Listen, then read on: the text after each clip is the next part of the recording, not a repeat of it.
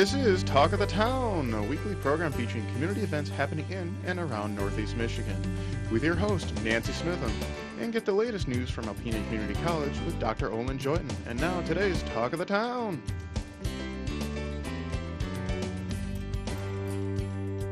Good morning and welcome to Talk of the Town. I'm Nancy Smitham. My first guest today is Stephanie Gandula from Thunder Bay National Marine Sanctuary. Hi, Stephanie. Good morning. How are you? Good. Today is Sunday. We have 3 more days until Christmas. I can't believe it. It went by too fast, but still 3 more days to shop at the Sanctuary store. That's right. 3 more days to shop. We're actually staying open on Christmas Eve. Okay. For an extra chance to get in there and get all your maritime gifts that you might need. 10% off in the Sanctuary store through the end of the year. Ooh, yay. And you have such wonderful, unique items, top quality, great things. That's right. From stocking stuffers to major items that you can purchase. That's exactly right. We've got Christmas ornaments. We've got, like you said, stocking stuffer type things. Logo wear, nice coats and jackets, hats with the Sanctuary logo, kids clothes, and then maritime art prints that are a beautiful gift. You can get those framed or unframed. Books and music and, I mean, all sorts of things. And another great gift idea are tickets for the film festival. That's right. Tickets for the film festival went on sale last week. Okay. So the film festival is at the end of January, but we're glad to have them on sale before Christmas. So a good opportunity to get those tickets. You can get a package. You can get a $5 ticket, or spend $50 and go the whole weekend. And so another great stocking stuffer idea or gift idea. And if you get 10% off until the end of the year, and then if you're a friend of the Sanctuary, you get an additional 10% off. That's right. So 20% off is the potential there. So you can get, if you're not a friend yet, sign up to be a friend. What do you have to do to be a friend? You can go to the website, thunderbayfriends.org, or you can just come right into the Sanctuary store, and there's a little simple membership form right there, and just requires a donation. Once you make a donation, you become a friend, and you get a membership card. Woohoo! And then you get that 10% off in the Sanctuary store, in addition to other friend perks. And last year, the film festival was just an unbelievable success despite yucky weather. Despite yucky, maybe because of maybe yucky because weather. of, I never thought of it that yeah, way. that people wanted to hide out in the warm theater. But we sold out nearly every program last year, and so we added a couple days. We added at the very front, we're starting earlier in the week. So Wednesday night is when the film festival officially begins. Wow. Up in Rogers City. So in the spirit of expansion, we're headed up to Rogers City in the Rogers Theater, which is a beautiful theater. Oh, it is. I had not been there until recently. It's unbelievable. Beautiful theater. So we're really excited to be partnering with them. We're going to host some films up there, have a nice reception, and then the film festival week continues. Thursday night, we're partnering with Thunder Bay Winery to do a Sanctuary sneak peek at the winery. So there'll be some sort of fun movie things going on, and of course tasting wine. And then Friday begins all the movies at the visitor center itself on Fletcher Street. And so there's 6 different programs starting Friday night all through the end of Sunday. So all sorts of chances to see more than 30 films. It's amazing. So you've gone out and above and beyond this year to get the filmmakers to come here and show movies. That's right. That pertain to the sanctuaries, the Great Lakes, and water, and all the good stuff. So tell me some of the keynote ones that we're going to have. Well, our filmmakers panel is probably the best opportunity to really learn from these filmmaking professionals. And we've got, right now I've got 4 confirmed filmmakers that are coming to the panel itself. And there's a few more that might confirm soon. And so that's 3 o'clock on Saturday, this filmmakers panel. It's included in the package price of $50, or else it's $5 for that single session. And they will, talk about their craft. There's filmmakers, there's writers, there's directors, there's producers, camera people, and they're going to talk about what they do, and then it's open to the audience to ask questions. So it was such a neat experience last year for everybody. Yes. The filmmakers enjoyed it too. They're like, wow, what a receptive audience. And so that's a lot of fun. And this festival is a partnership with one of our other sanctuary sites out in California that puts on an ocean film festival. So we're really lucky to get this collection of films that only travels to 3 other places in the entire world. Amazing. Yeah. Doesn't surprise me, but it's amazing. It's pretty neat. So, I mean, these are films that you're not going to be able to see anywhere else. Most of the films are films that you won't catch anywhere else. And they are, the latest in ocean and Great Lakes subjects. That focus on everything from animals, wildlife, to conservation issues, to cultural subjects. So it's just a really neat experience for everybody. So give me an idea of the one you're most excited about. Ooh. Oh my. Yes. That's tough. It You know, is. there's a really neat film called Can't Stop the Water, and it's all about a Native American group in Louisiana that the oceans are sort of taking over their land, and what are they going to do? That's a really interesting short film. It's about, I think it's only about 24 minutes long. And then another one I'm really excited about is Project Ice. Okay. And so that's our showcase film for Saturday night. And Project Ice is a feature-length film all about ice on the Great Lakes. So we're really excited to have a Great Lakes focused film. So that's Saturday night, and it goes through the science of the ice, and then also how people use ice, and whether it's recreationally or commercially. So Project Ice Saturday night is another one I'm very excited about. And one more I'll say, you asked. Okay. And so Yes, now I know. there's a short French film that I can't say the title because I don't speak French, but it's called, it translates to A Trip to the Sea, and it's only 3 minutes. And some of the neatest films are those really, really shorts. And this one is filmed in a sort of a new way of filming, some stop action mixed with the regular, live action, and it's a really interesting 3-minute film, A Trip to the Sea. So those are some of my highlights. Okay. And we want to let them know there'll be popcorn there. Oh, yes. Oh, you can't have movies without Oh, popcorn, so no. lots of popcorn. The Friday night opening, we're going to have a catered event, so there'll be hors d'oeuvres and beer and wine for sale. And beer and wine will be for sale Saturday night as well. And the Sanctuary store is going to be open the entire festival, and they've got lots of snacks in there, and of course the popcorn. And then our social events are going to be fun too. I mentioned the Thunder Bay Winery Thursday night, and then Sunday at the Black Sheep, one of our other partners, we're having a wrap party Sunday from 4 to 7, and we did this last year, and that was lots of fun. You'd think people would be tired of movies, but they're not. And so Sunday, a lot of folks came, film festival volunteers, a few filmmakers, Sanctuary staff, other film festival goers came Sunday 4 to 7. Come and talk about the movies you've seen, have some appetizers, and it's a lot of fun at the wrap party too. Okay, we didn't talk about the date yet. January 21st is the Wednesday that starts it all off. All right. Ends on January 25th, Sunday. Okay, and tickets again, you can start as low as $5 and go up to the package for $50. That's right. And tickets are available now. Call the Sanctuary store at 356-8805, extension 18.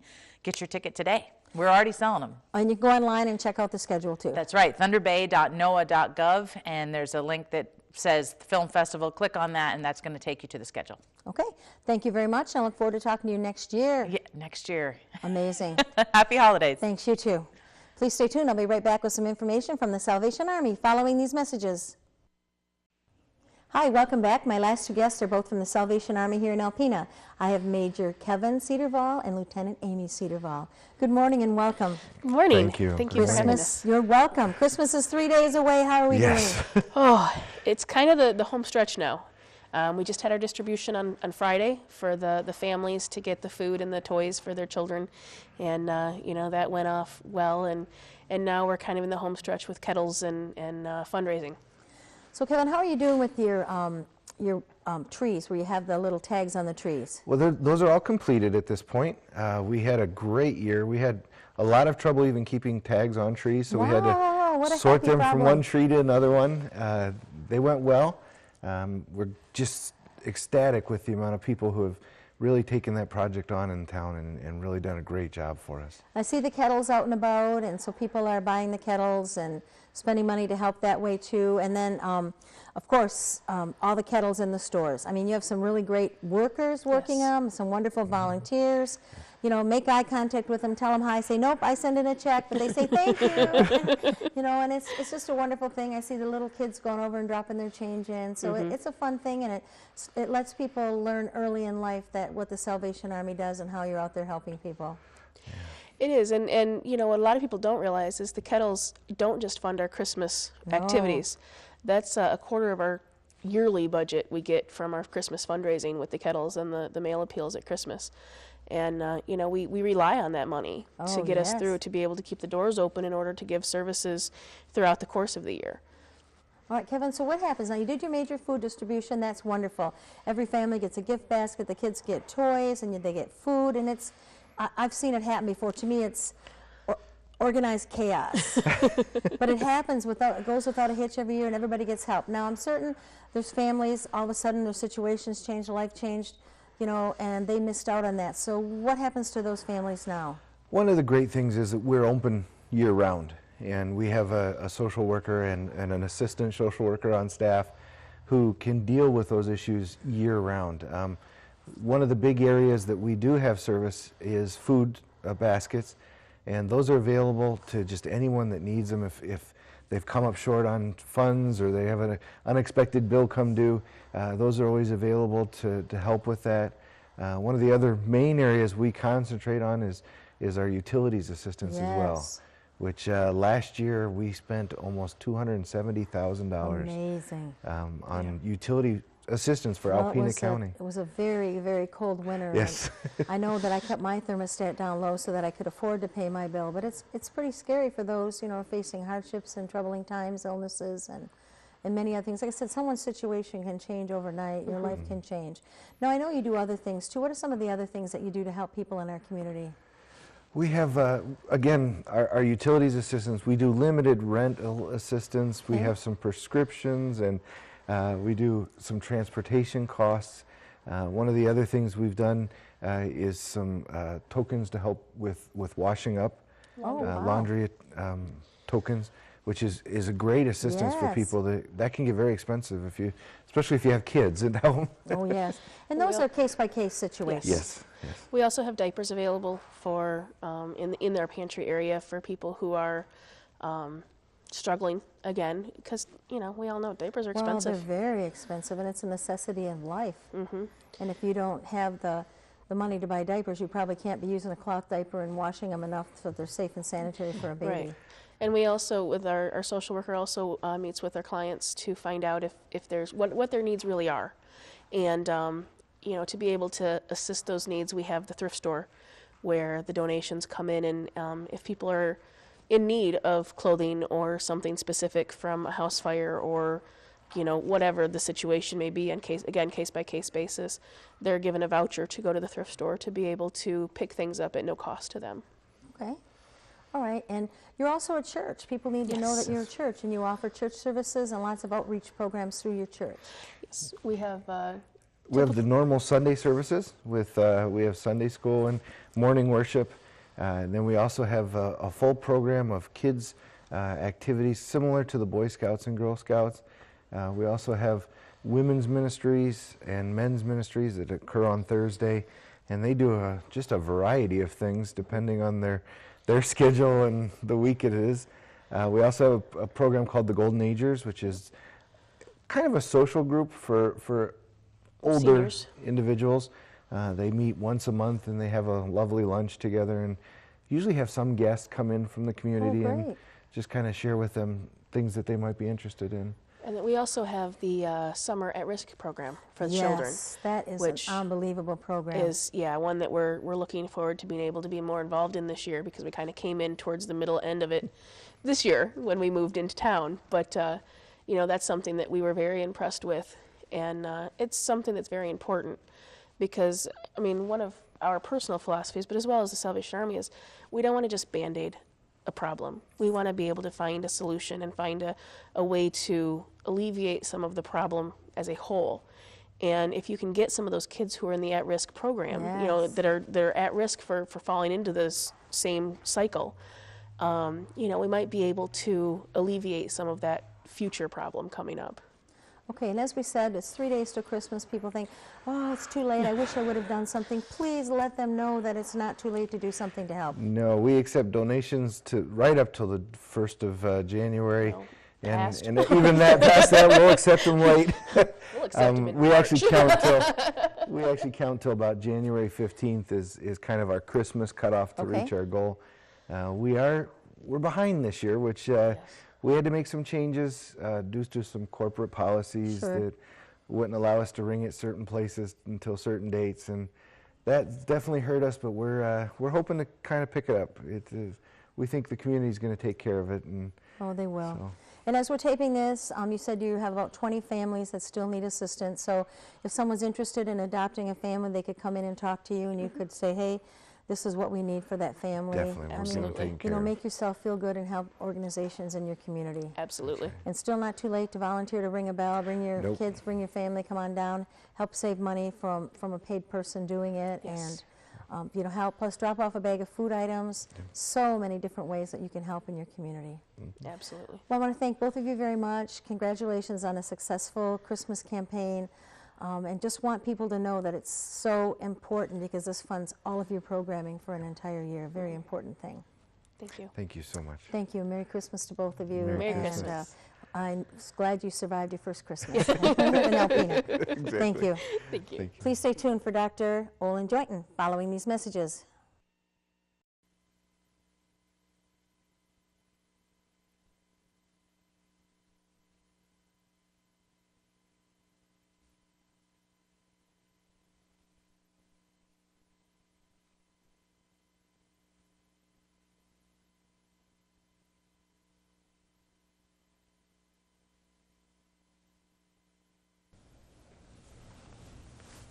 Mic check, Olin. Yes, it's a beautiful day in Alpena, Wednesday afternoon. We're going to have lots of fun today.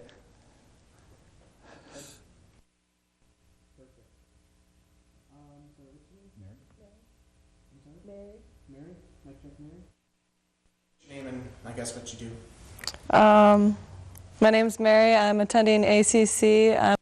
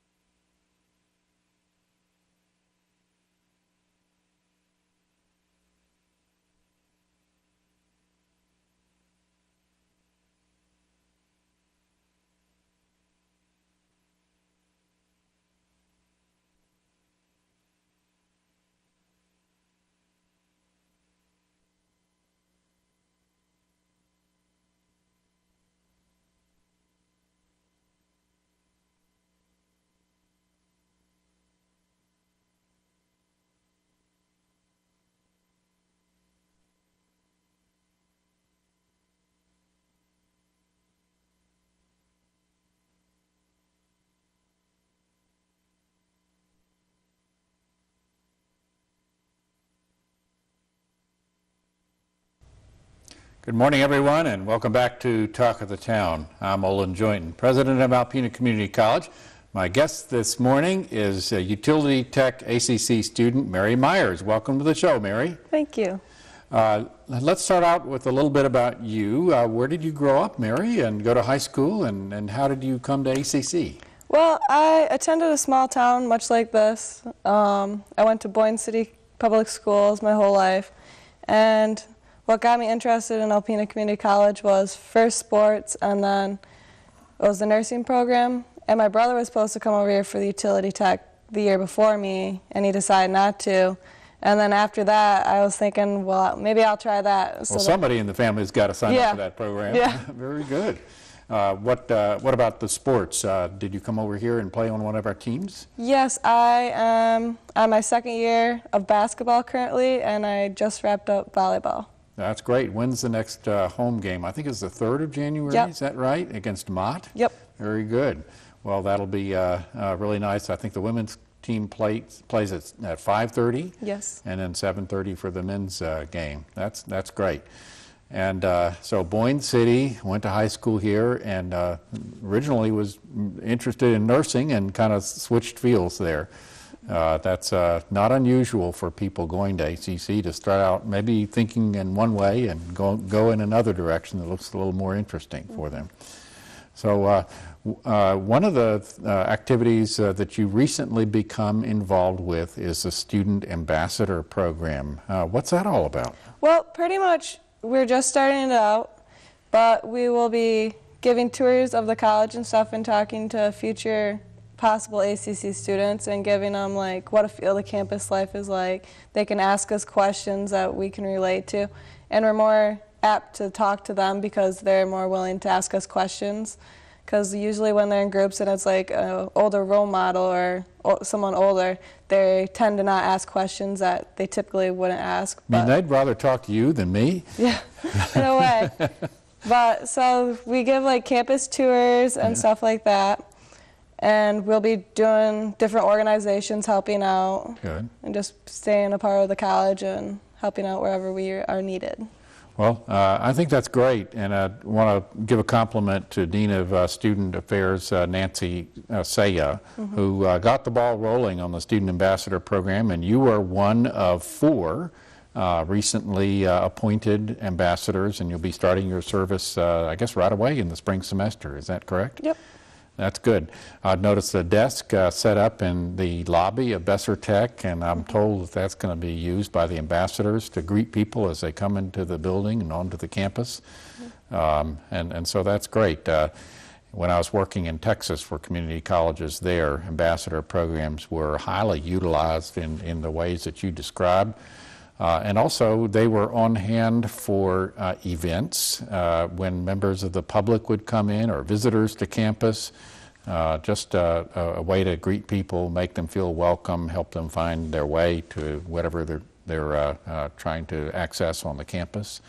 So thank you very much for signing up for that program. I know it's going to be a big benefit to ACC. Another one of your many roles at ACC is working in the bookstore. I know that people are looking for gifts as we come into the Christmas season. Sometimes they don't completely have their act together the week of Christmas.